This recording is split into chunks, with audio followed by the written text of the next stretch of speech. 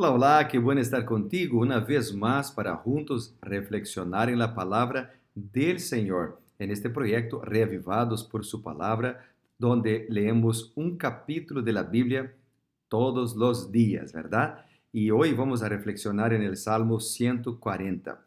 Pero antes de reflexionar en él, quisiera invitarte para orar. ¿Vamos a orar? Querido Dios, gracias por la oportunidad de estudiar tu palabra. Danos sabiduría para comprenderla, Señor, y también para practicarla. En el nombre de Jesús. Amén. Bueno, el Salmo 140 es lindo, tiene 13 versículos y el Salmo 140 es una oración, es una súplica pidiendo protección al Señor. Es muy similar este salmo a los salmos 58 y también 64. Y hay algunos versículos que yo quisiera recalcar para ti en este momento. El versículo 1 que dice, líbrame Jehová del hombre malo, guárdame de hombres violentos. Acá hay un pedido por libramiento, ¿verdad? Y acá dice, líbrame del hombre malo. La expresión hombre malo acá es una referencia, claro, a las personas, pero también es una referencia a las acciones de las personas, de la maldad, ¿verdad?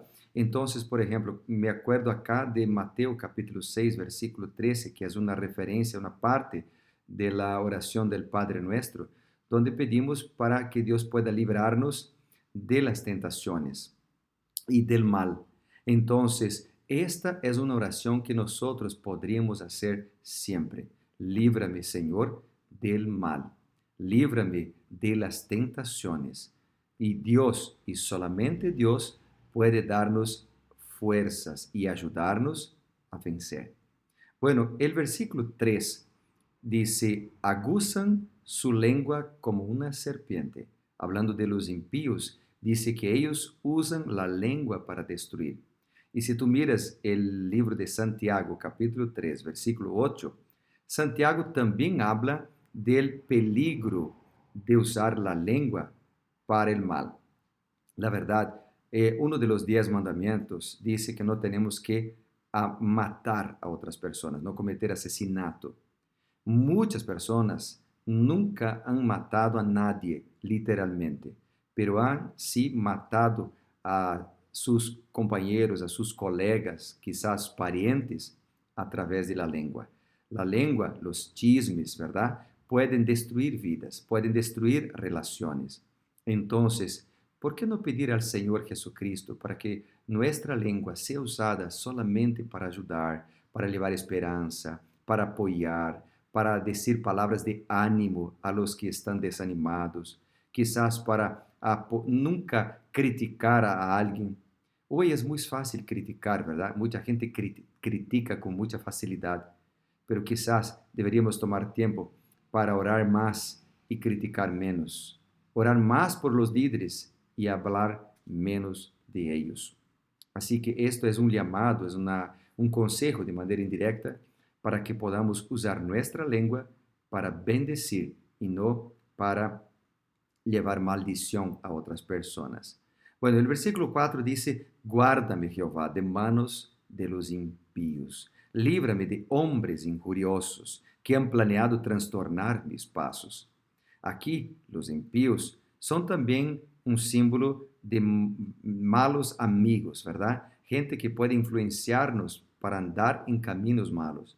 Por ejemplo, si tú miras el Salmo capítulo 1 y el versículo 1, la Biblia dice, bienaventurado el varón que no anduvo en consejos de malos, ni estuvo en camino de pecadores, ni en silla de escarnecedores se ha sentado.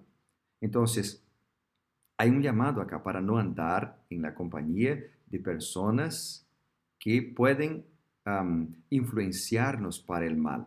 El versículo 2 dice, sino bienaventurado aquel que anda en la ley de Jehová, que en la ley de Jehová está tu delicia y en su ley medita de día y de noche.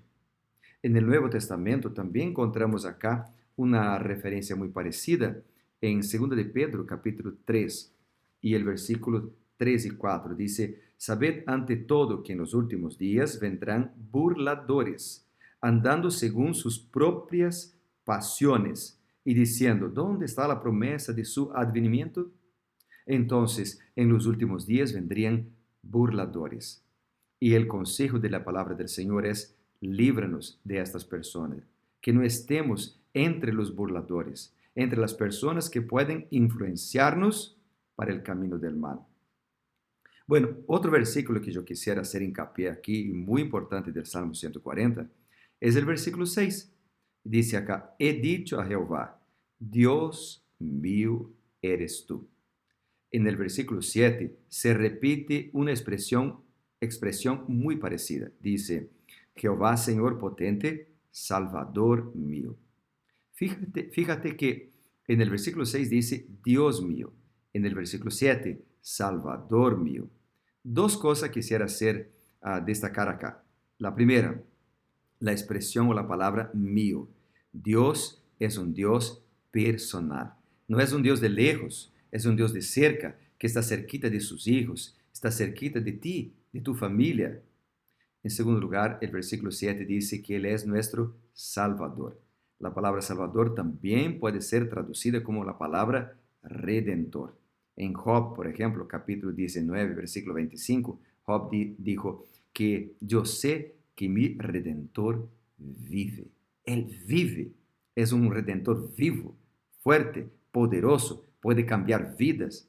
Nos ha redimido en la cruz. Nos ha liberado del pecado en la cruz. Y un día volverá para nos liberar de la presencia del pecado. Si en la cruz nos liberó del poder del pecado, en su segunda venida vendrá para nos liberar de la presencia del pecado. Bueno, Él es un Salvador que está cerquita de cada uno de nosotros. Bueno, otro versículo que yo quisiera recalcar está acá en el versículo 9 y el versículo 10.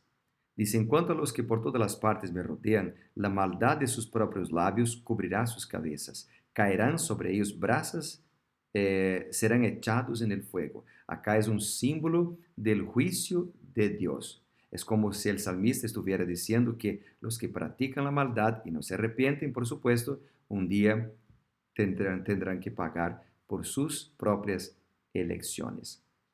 Entonces viene el versículo 12 y el versículo 13. El versículo 12 dice, yo sé que Jehová tomará a su cargo la causa del afligido.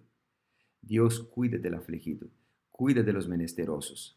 ¿Sabes que Isaías menciona que Dios habita en el cielo, pero también habita con aquel que está en angustia, con los que necesitan, en el corazón de todos los que tienen angustia, todos los que necesitan, Dios ahí está.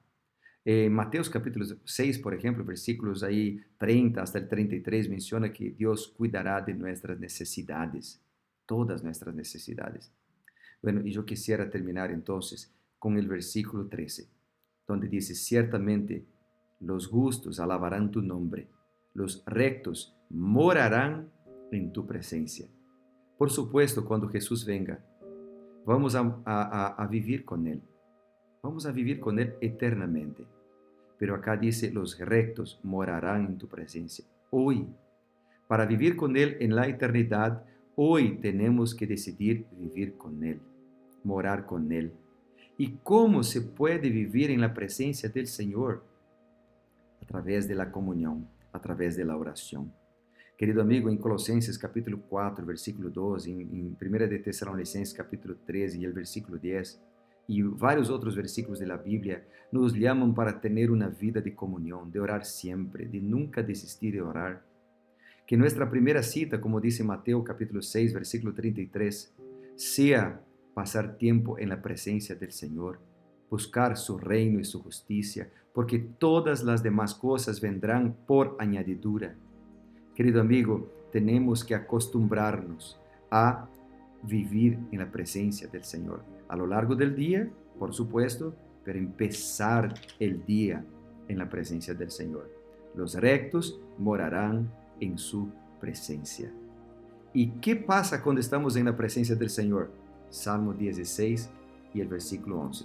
Te voy a leer Salmo 16 y el versículo 11 así menciona. Me mostrarás la senda de la vida. En tu presencia hay plenitud de gozo, delicias a tu diestra para siempre. En la presencia del Señor hay vida y delicias. ¿Vamos a buscarlo todos los días? Yo quisiera orar por esto en este momento.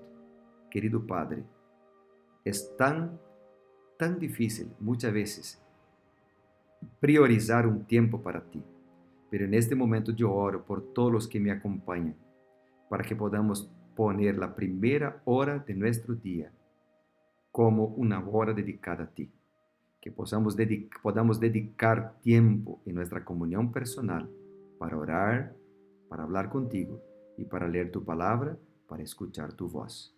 Así, estando en tu presencia, vamos a tener verdadera alegría y delicias en nuestras vidas. Alabamos tu nombre, Padre amado, ahora por esto, en el nombre de Jesús. Amén. Que Dios te bendiga. Chao, chao, nos vemos.